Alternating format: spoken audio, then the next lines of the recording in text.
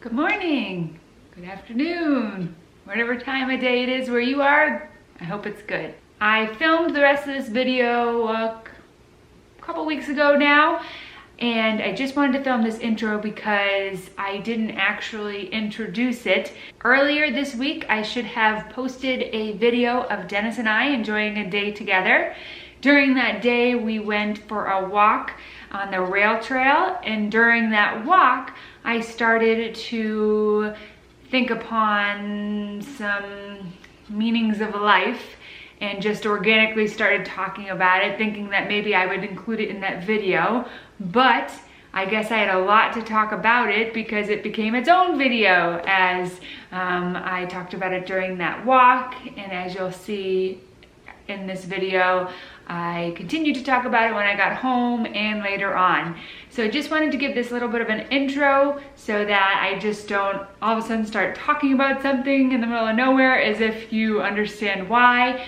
But basically this video is all about getting to know more about yourself, what makes you tick, what makes you happy, how to recover from exhausting situations you might be in, and how to navigate your day to live a happier and healthier life.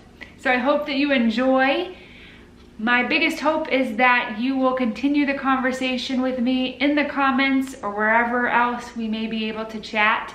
So I hope to see you there, and I hope you get something out of this, as I did, and I continue to think on it every day since I started the thought myself. Enjoy!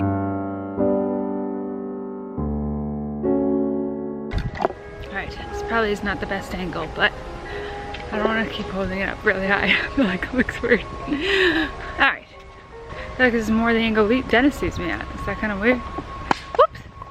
There goes a toy. Then Ben. Here you go, my friend. Here you go, my friend.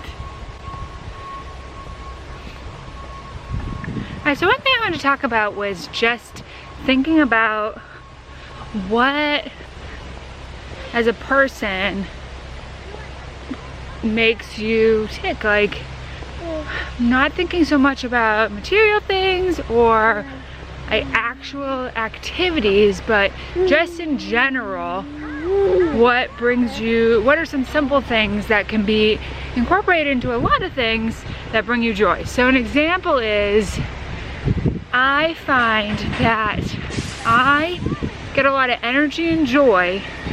Now this is kind of weird. I've just kind of realized this, and I'm excited at, you know, the possibilities of it, and, you know, keeping it in mind for myself. But I feel energized when I'm around a lot of people, but not necessarily interacting with them.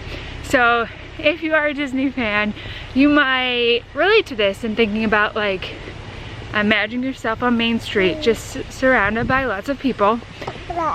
Maybe not so much, we're gonna lose a toy again.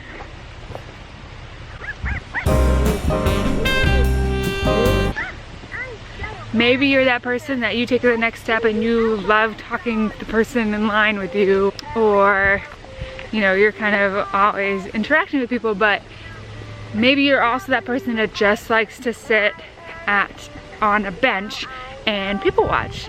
And that's something I realized about myself. I think maybe because I worked in Boston when I was a teenager, and I love Boston so much, and just kind of grew up even in a city where there was a downtown, and just realized that I've always enjoyed just kind of sitting in South Station, train station, and watching everyone get onto their train or get some coffee. And I just like the hustle and bustle of everyone walking to work, us all, you know, waiting for the crosswalk. So what does that mean for me? That means that, you know, when I take my kids on strolls, it is nice to go to places like a rail trail, because there are people that walk by that, you know, you can say that, oh, good morning, good afternoon, and that's something that really makes me happy. And I'm getting fresh air with my baby at the same time, but also feeling energized and not feeling as isolated. So when you feel like you need a recharge or just need to bring some joy into your day, that's something to think of doing. You know, walking downtown if you have a downtown, doing things where you are surrounded by people, but if you're also like me, it's not too many interactions where it's sucking all of the energy out of you. Alright, so it's got a little busier as we head back here, so it's like cutting in and out. But basically what I'm trying to say is it's really important whatever stage you're in, whether you're a mom or dad, whether you're a newlywed, whether you're bachelor, or whether you're just out of college, living in an apartment by yourself, or you know, any stage of life. There's so many stages of life, whether you're empty nesting, you know, I could go on and on. That's kind of the beauty, is that we're all in different places, but we all still can connect in some way. But what I'm trying to say is that, you know, it's important to really reflect on, yeah, what makes you happy and what doesn't. Okay, I think we need to head home. Dennis, I think, is ready for his nap. I know, honey. And we'll continue this thought in just a little bit. I figured we'd continue our conversation as I clean up. To go back to my thought, it's important to really reflect and get to know yourself more. You know, you hear things like, love, what is your love language? You know, what makes you tick, all these things. And those things really are important because it's going to help you better navigate your life so that you can live a happier life. And sometimes I think we always look to what make other people happy and think, oh, well, they look happy doing that, so if I do that, I'll be happy. But that's really not the case. You really have to get to know yourself and what works for you. It's kind of like skincare. You know, you watch a video, someone on YouTube showing all their favorite skincare products, but as great as that is, then you go and buy all that stuff and you break out, or you know, it doesn't work for you. And so your mind is the same way. You have a different chemical balance. You know, you have a different lens in life, and you were raised a different way, or you experienced different traumas or experiences that have made you who you are, and that makes you uniquely you. So what I mean by it being able to help you navigate your life is in knowing what brings you energy, what sucks the energy out of you, what brings you joy, what doesn't. You can then kind of plan out your days to balance all of that out.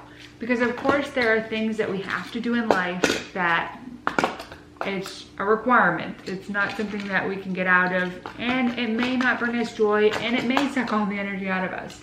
But if there's any possibility that we can plan for those things to happen, where then, let's say, or those things will happen, and knowing full well going into it, like, yeah, I'm not gonna enjoy this. I'm gonna come home exhausted, not happy. You can then plan accordingly to have something planned that does bring you joy. So you're really counteracting that. So an example might be, like I said, for me, something I found is that I gain a lot of energy from being around people, just around them.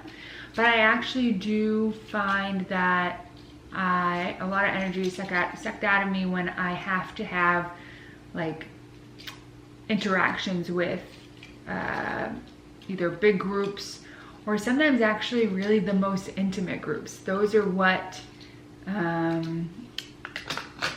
take the most energy out of me, because I find that the way my mind works, I put so much importance and stress and worry on myself when it comes to those really important, intimate interactions, that when I get home, I am drained.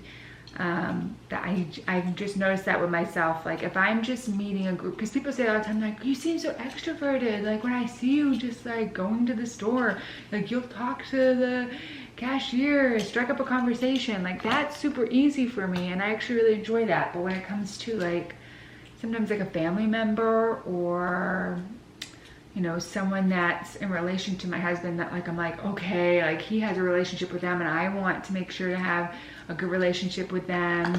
That kind of stuff really stresses me out. And again, I find myself always kind of feeling completely drained after those interactions. So if I have to have those interactions, how I would counteract that is, one, if I have a choice when it can happen, I'm gonna do it on a day, like let's say everyone's open, they're like Saturday or Sunday, like whatever works for you. We have both days open.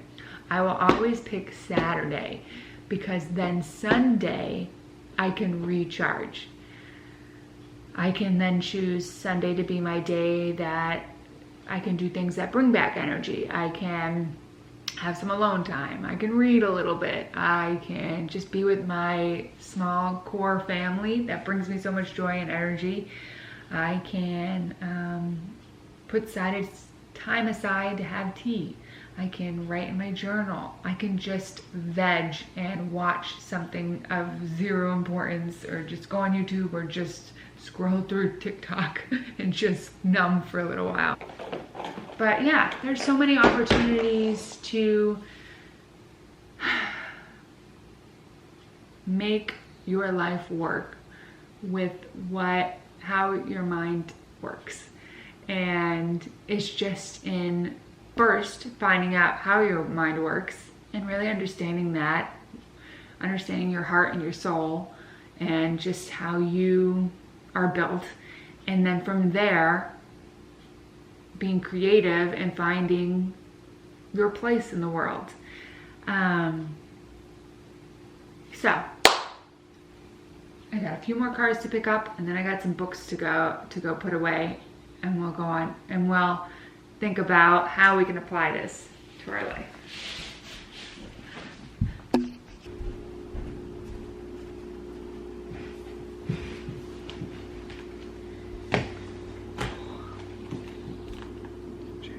Alright, so I have some, should be water boiling.